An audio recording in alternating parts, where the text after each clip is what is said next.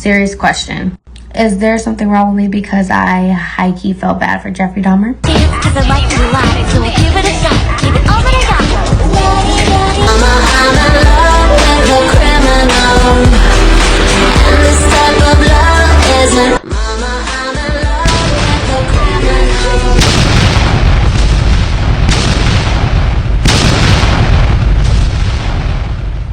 I'm not here to say what's wrong or right, but I do want to work to answer a question.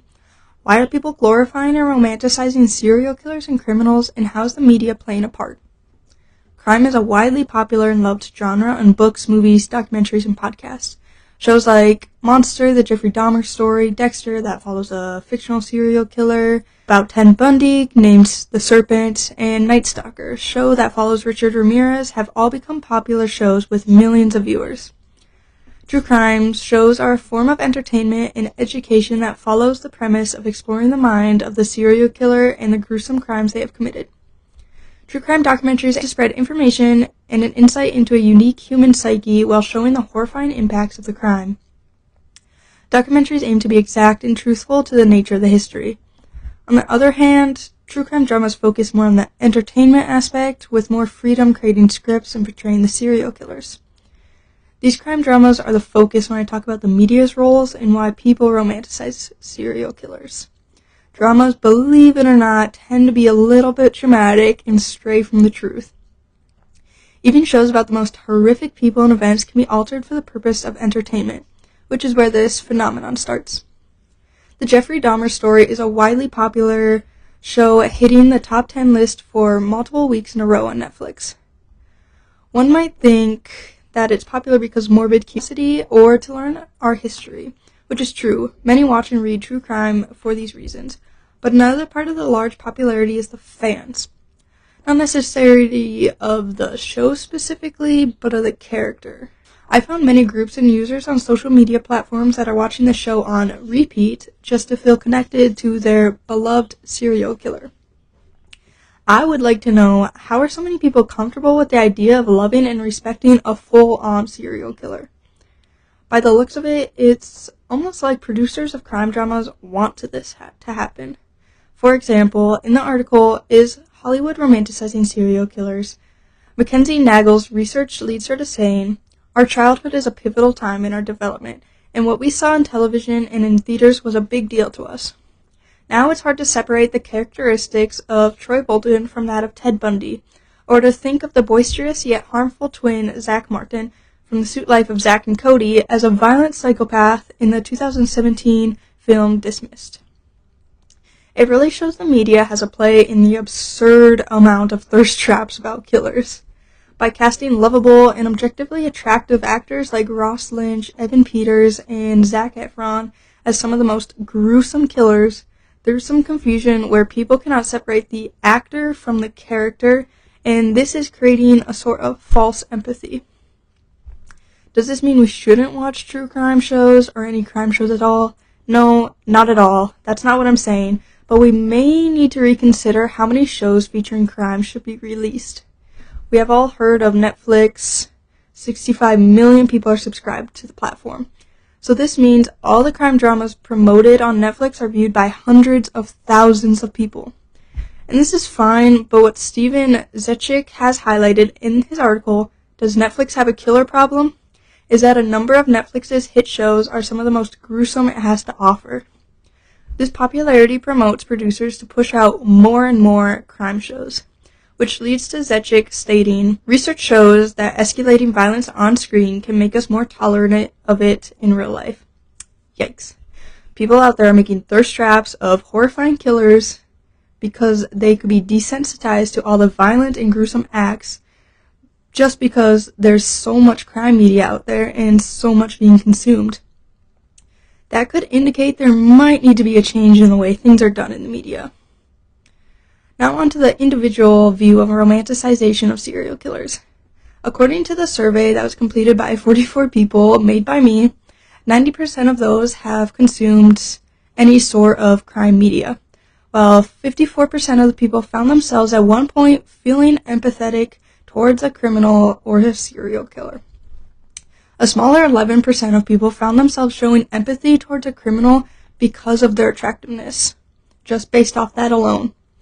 Although the percentage is lower, it's still interesting to see that people find themselves feeling bad for a criminal just because of their looks. But I do go on to ask people if they believe there's a problem with having so much access to crime media, and the results show 54% of those believe there is too much published media that portrays serial killers. That's pretty interesting. With the people that feel empathy towards these killers, I believe a majority forget to think about the victims and their families while watching these shows that focus on the monsters. More and more shows and movies featuring infamous serial killers continue to be created, which is unfair to the families trying to move past their tragic loss.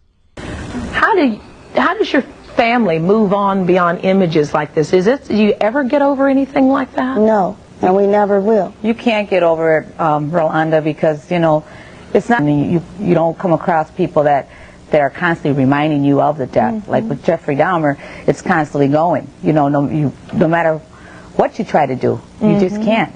Mm. Isabel's brother, Errol Lindsay, was a victim of Jeffrey Dahmer. Isabel was already faced with the unthinkable loss of her brother, but she recently spoke out about how angry she feels with all the new releases of Jeffrey Dahmer shows. I feel like Netflix should have asked if we mind or how we felt about making it. They didn't ask me anything. They just did it. Families like hers are being re-traumatized, and to know people are out there creating videos that glamorize the killers prove that crime dramas are desensitizing people to the horrifying fact that innocent people were hurt. So it seems like there's plenty of reasons to show how the media can promote the romanticization of serial killers, but obviously not everyone who watches true crime dramas are desensitized and out there making edits and fan pages.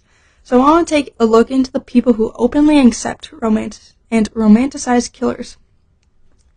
Early in 1980, a woman named Carol Ann Boone took advantage of the obscure Florida law to marry the man she loved in court by making a public declaration on the record.